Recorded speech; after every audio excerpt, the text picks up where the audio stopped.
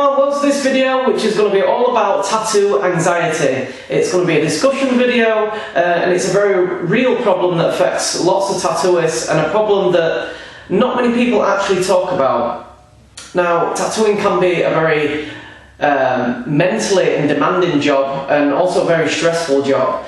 I'm going to share with you a few things that I used to go through and some things that I still do go through. I'm going to discuss what type of situations can cause more stress and anxiety, and then I'm going to discuss the things that you can actually do to reduce these stress levels. Now, the first thing I'm going to share with you is some of the things that I used to do that used to happen to me before I started tattooing. Now, in the very beginning, it was almost impossible to stop my hands from physically trembling when I'm about to do a tattoo. And I used to feel really hot and bothered. When I took on such jobs as like portraits, I'd literally lose sleep the night before, worried about actually doing the tattoo, whether we're going to be able to pull it off. On the day of the tattoo, I felt so nervous that I'd feel physically sick when I saw the client actually approaching the studio. Now, none of these things were actually visible to the client, and I always remained very professional, very positive, but on the inside, it was a completely different story. It was an absolute wreck. And it got so bad that I messaged my mentor, who's, I've said before, he's been in the business 30 plus years, and I asked him, how can I stop feeling like this before I do a tattoo? And he said to me, Jono, when you find out, let me know, because I don't know either. Thankfully, I don't feel like that anymore, though I do get nervous before certain jobs, and I'm going to share with you how you can dramatically reduce these stress levels and enjoy your job a little bit more. Now, the first thing I learned very, very early on is that if you over-prepare for a job, then you'll feel much more comfier when it actually comes to tattooing it. So let's say you are doing a portrait, then you print the stencil out on paper, draw over the top of it. If it looks good on paper, then in your mind you're thinking, okay, I already know I can pull this tattoo off, my stencil works, it looks good on paper, so now it's time to do it on the skin. The last thing you want to do is be in a situation where your stencil wasn't quite right, you didn't check to see if it worked, and then you find out on the skin that the stencil isn't working and therefore the tattoo isn't working, which is going to cause you a hell of a lot of stress and anxiety. The next thing, which might sound quite obvious, but don't take on jobs that you know are beyond your capability. So I'm not saying don't ever progress with tattooing, but with tattooing you definitely have to learn to crawl before you can walk. Now, keep your jobs pretty simple until you feel confident enough to progress to more complex things. It's really, really counterproductive to take on a job that you know you can't pull off, because what's going to happen is your client's going to be really upset with you. They'll probably tell loads and loads of people to avoid getting tattooed by you, and ultimately you're going to feel really deflated. One, you've ruined someone's skin, and two, you've ruined your reputation.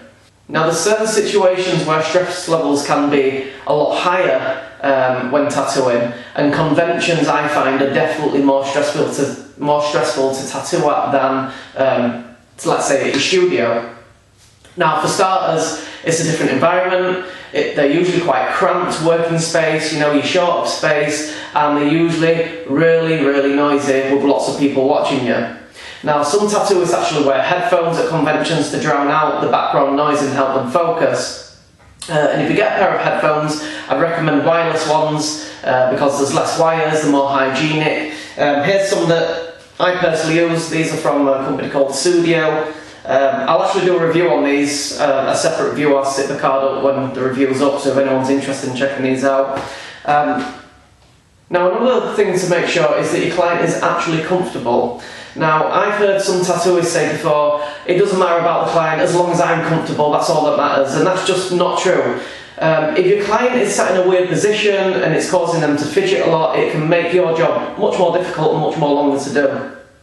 So the next thing is, try not to look at your stencil as a massive piece, big scary stencil, even if it is. Just concentrate on the little bit that you're currently tattooing. So in your head you're saying, okay, I'm going to pull this line, I'm going to go from A to B. And that's the most important part of this tattoo. And when you've done that, you move to the next bit and you're constantly going from A to B, A to B. And if you tackle a tattoo like this, before you know it, you'll be at the top of the tattoo and you're ready to wipe off. The next thing is, if something doesn't seem to be working on a tattoo and it just isn't looking right, stop what you're doing and assess the situation. Now this might be taking your reference image, physically holding it against your tattoo and really looking in close detail what isn't working, what's not right on this tattoo that's right on your reference image. Break it down and then refine your tattoo accordingly. Don't just bulldoze through it and just carry on regardless. Really take the time to find out why it's not looking right. Now, with some tattoos, maybe you'll reach a stage where the skin just doesn't seem to be taking the ink anymore. So you started out with a tattoo, you're pulling lines and everything's nice and the skin's taking the shade, and maybe a few hours in, the skin's just not acting like it was at the beginning of the tattoo. So again, don't just carry on, stop what you're doing to start with, and then make some checks and systematically go through things. So is the tip of the needle blocked with Vaseline? Is the machine running at the right speed? Is the ink now really diluted because you've been using the same ink pot for so long and it's got diluted with blood? Has the needle been barbed? Has the needle gone blunt? And systematically go through all these checks, make the appropriate changes, and then carry on. Now, a really, really good piece of advice to reduce stress levels is do not rush. If you rush a tattoo, I guarantee it will ultimately take longer to do and it'll look pretty poor.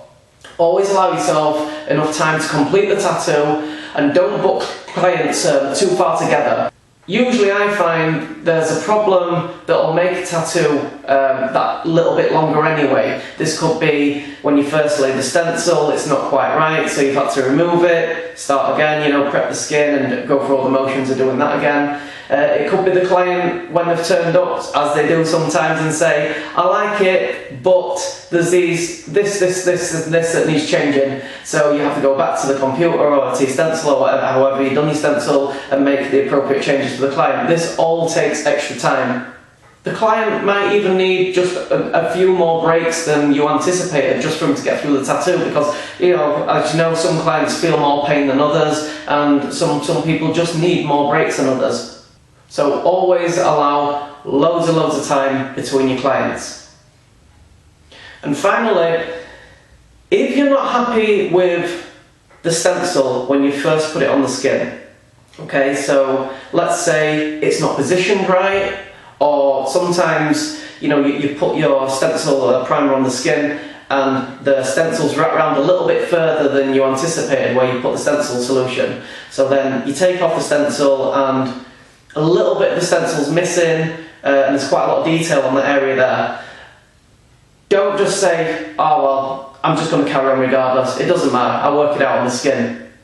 I personally think that's a really bad idea when people do that. So if that's happened, or the stencil might be smudged a little bit or anything like that, what I do is take the stencil off, get the alcohol out, completely remove the stencil off the skin and relay it again, and I make sure the stencil is nice and crispy, all the details there. I check it over before I even put needle to skin. When I'm completely happy with where the stencil's placed, then I start tattooing, and I guarantee if you do it this way, the tattoo will go a lot more straightforward.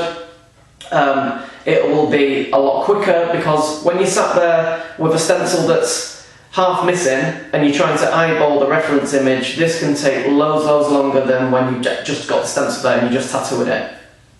And ultimately, if you've got a nice crispy stencil on the skin and everything's there and all the details there, you're just chilling tattooing it, you're going to massively reduce those stress levels than trying to work out what the stencil actually is because it's smudged or whatever. So there's just a few of my tips, guys, that hopefully is going to make your lives a lot easier when it comes to tattooing. If you like this video, please hit that thumbs up button, I really appreciate it. Leave some comments below, I'd love to hear your thoughts about what you've just seen. And also, if you haven't subscribed to my channel, please subscribe, and if you have subscribed, hit that notification bell and you'll get notified every time I upload a video. And I'll see you in the next video, guys. Cheers.